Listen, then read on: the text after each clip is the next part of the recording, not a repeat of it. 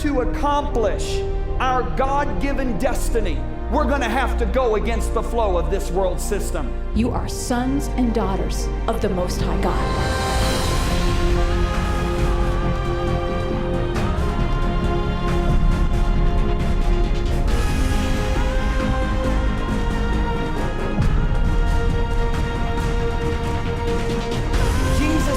Let your light shine so that men may see your good works. We are to be the light in a dark world. It says we will not all sleep, but we all be changed. And that word change means to alter, transform, or revolutionize.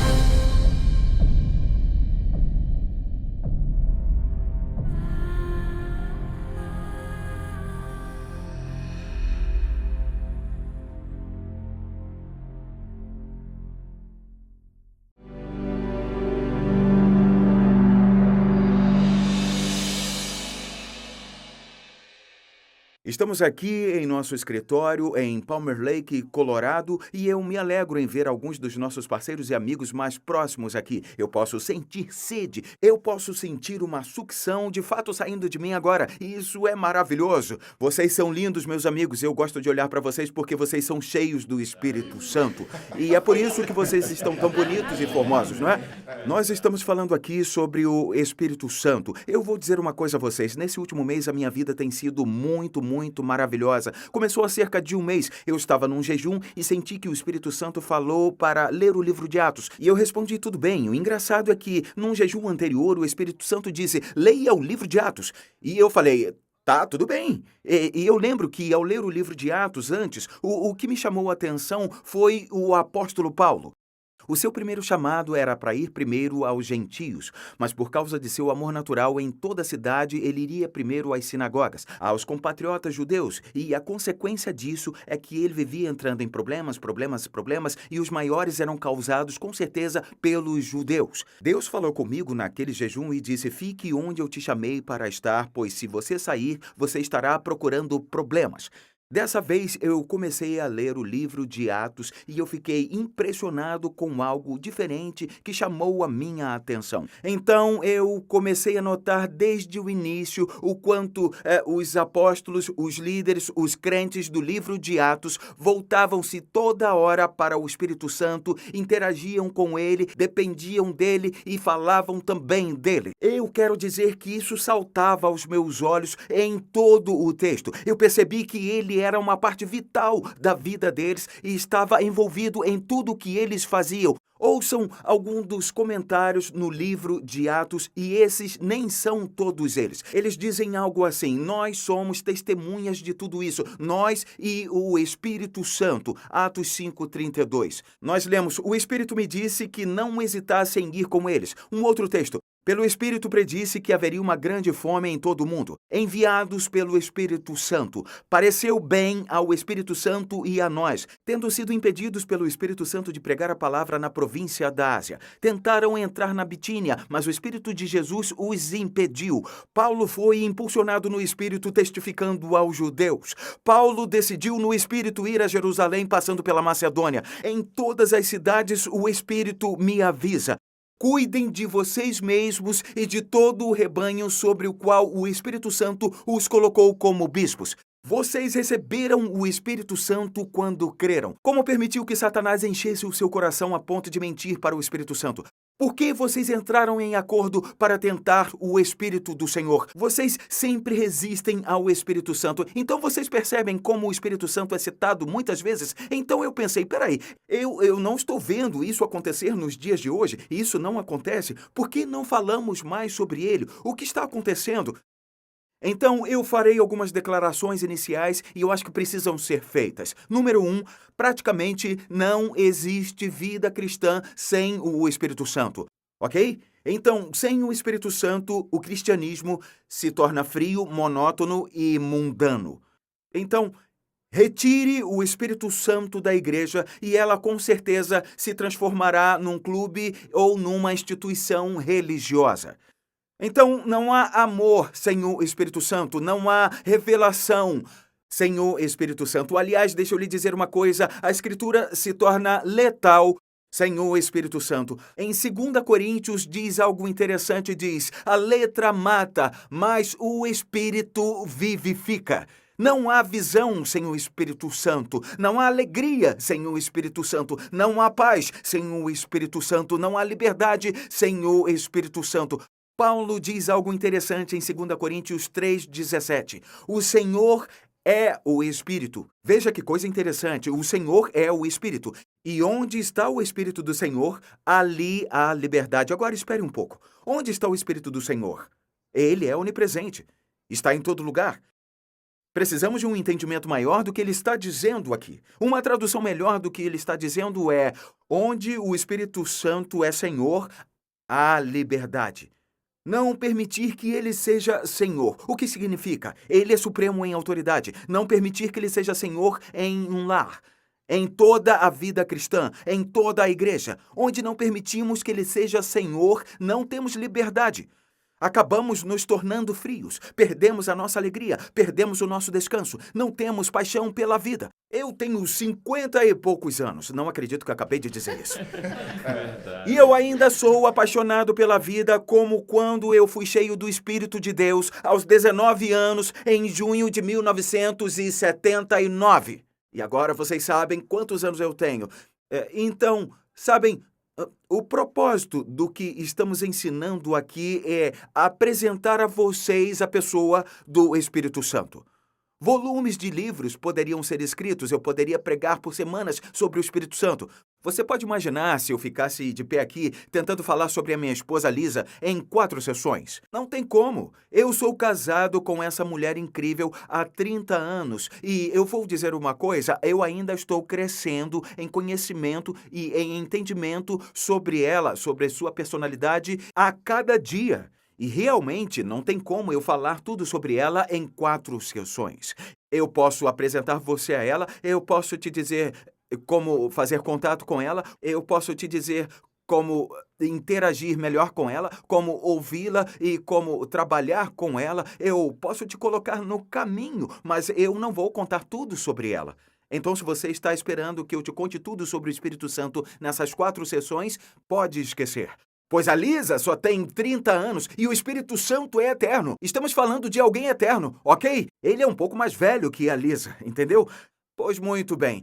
Tem um trágico erro que todo cristão solteiro comete e é o seguinte: ele tem tentado, ele se esforça estudar e compreender a obra do Espírito Santo sem primeiro vir a conhecê-lo intimamente como uma pessoa.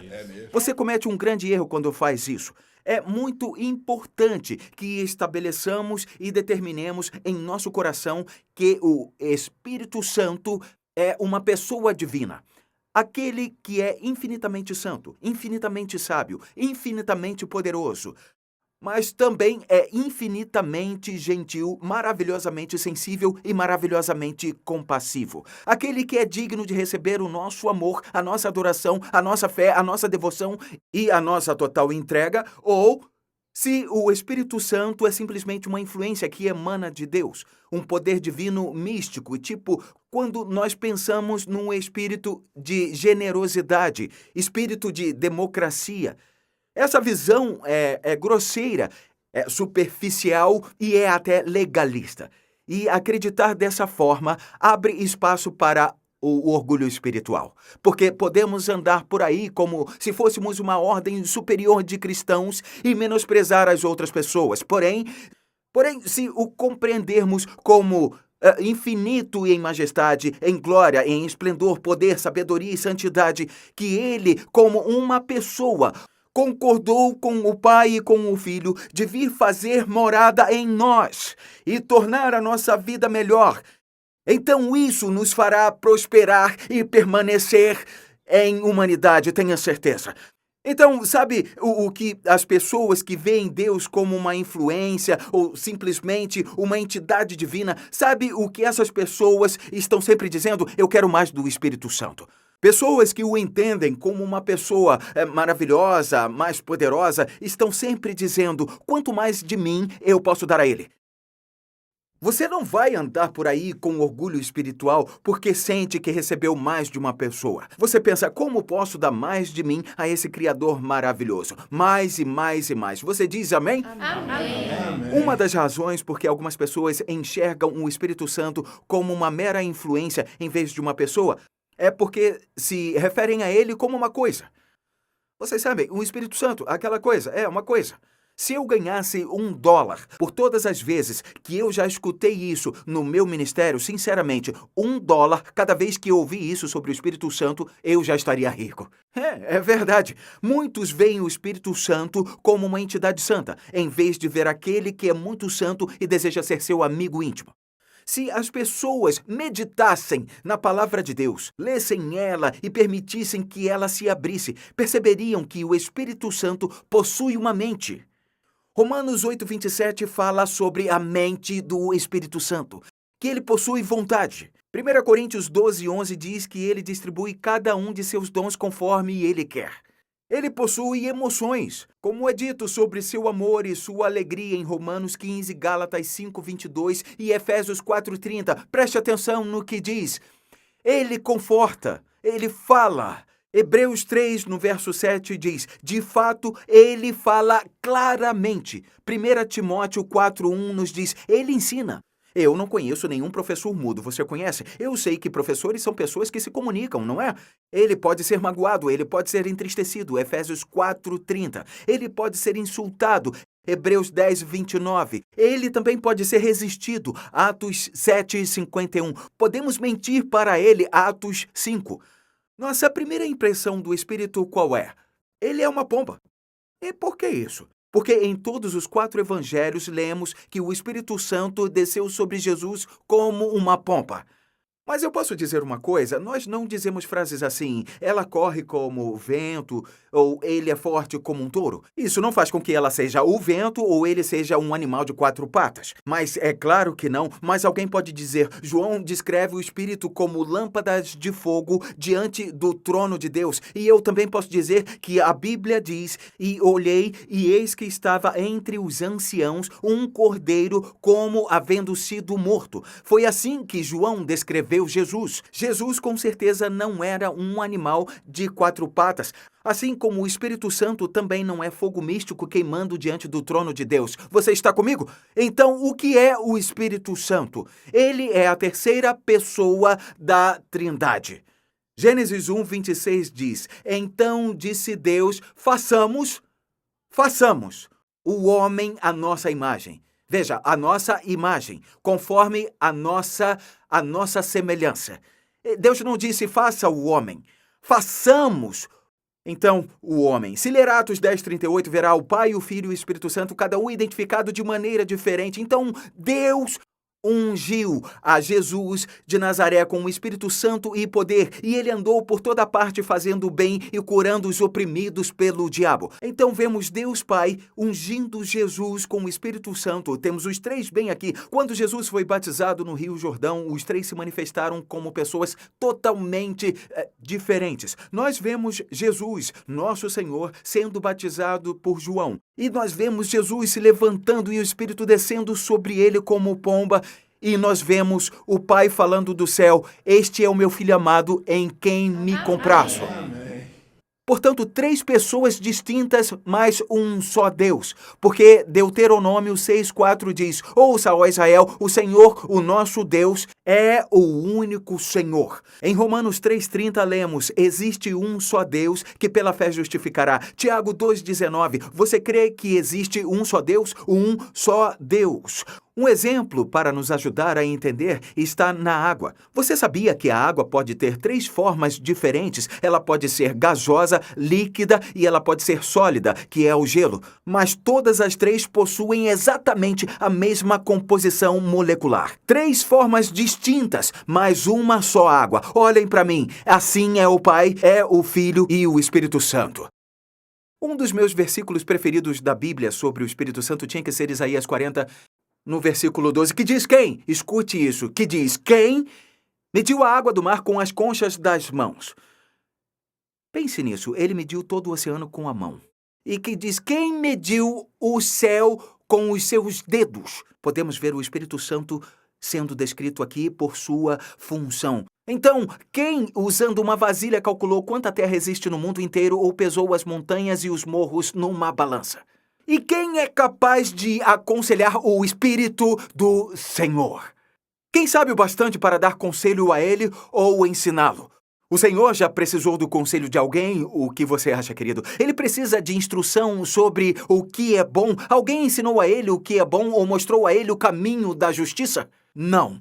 Para o Senhor, todas as nações do mundo são como uma gota de água num balde. Elas não são nada mais do que um grão de poeira na balança. Ele carrega as ilhas distantes como se fossem um único grão de areia. Esse é o Espírito do Senhor. Vocês veem como ele é poderoso? Vocês compreendem o quanto ele é poderoso? Lembra quando eu disse que ele concordou com o Pai e o Filho de vir fazer morada em nós? Por isso temos que nos prostrar. Alguém pode dizer amém? Amém. A respeito da criação da humanidade, Gênesis 2:7 diz: Então o Senhor Deus formou o homem do pó da terra e soprou em suas narinas o fôlego de vida, e o homem se tornou ser vivente. Quem fez isso? O Espírito Santo. Como eu sei disso? Porque Jó disse em Jó 33:4: O Espírito de Deus me fez.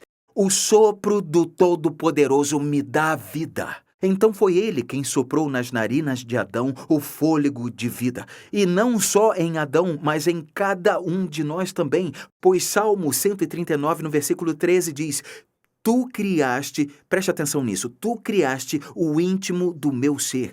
Tu me teceste no ventre da minha mãe. Na verdade, o Espírito de Deus formou todas as coisas que nós vemos. Provérbios 26 diz: O poderoso Deus que formou todas as coisas.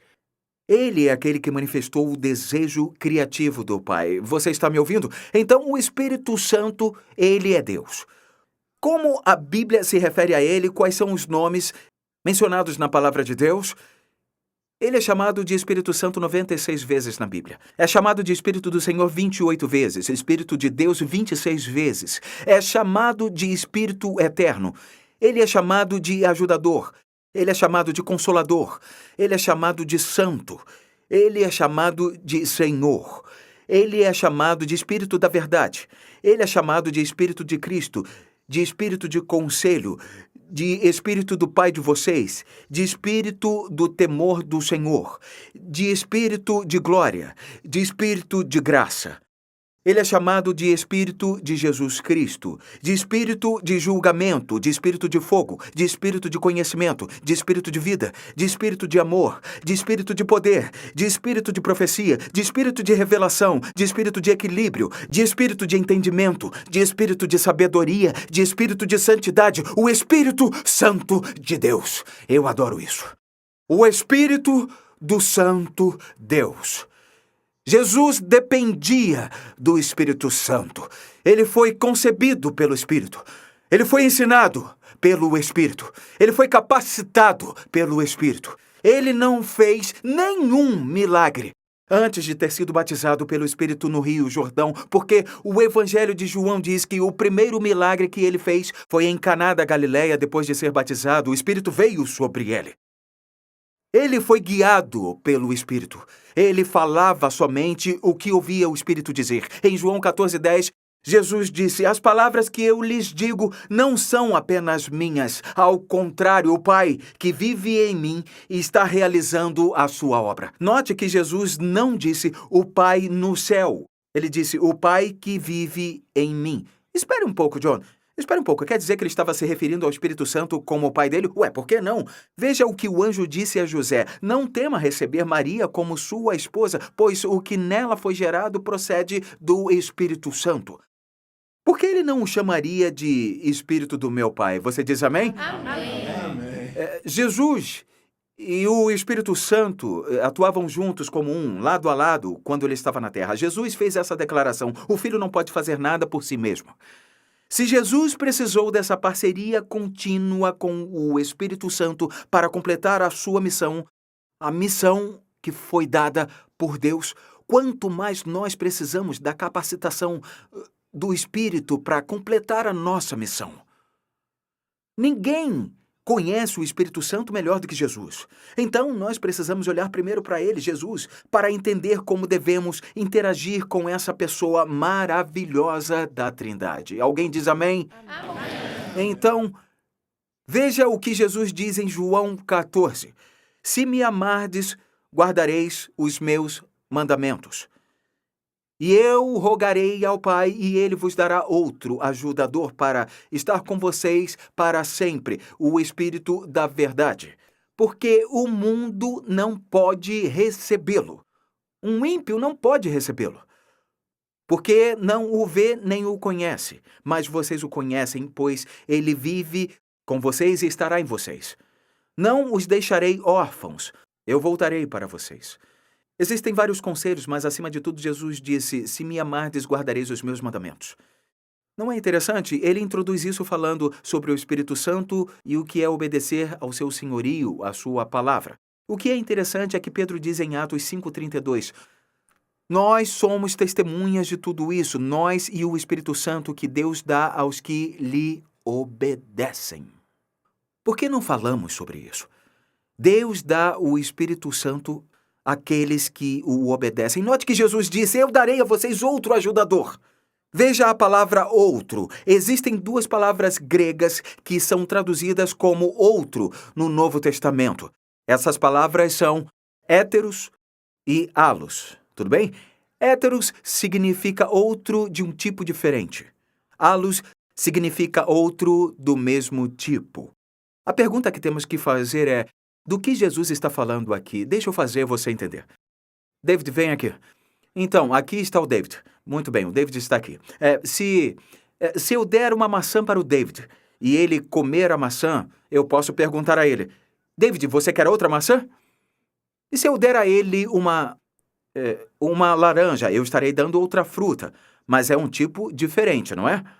Se eu der a ele outra maçã, será outra do mesmo tipo. Verdade. A laranja seria héteros. A maçã seria halos. Qual palavra Jesus está usando? Obrigado, David. Ele está usando a palavra halos. Ele está dizendo, o Espírito Santo será como eu. Idêntico. Ele diz que haverá outro ajudador, diga ajudador. A palavra grega aqui é paracletos. É interessante que a palavra é usada para descrever Jesus quando a Bíblia diz, temos um advogado para com o Pai em 1 João 2:1. Essa é, na verdade, a palavra que descreve a função de Jesus como paracletos. Então, o que essa palavra significa? Essa palavra era usada para descrever um advogado que defendia a causa de alguém. Além disso, essa palavra também servia para designar um conselheiro pessoal.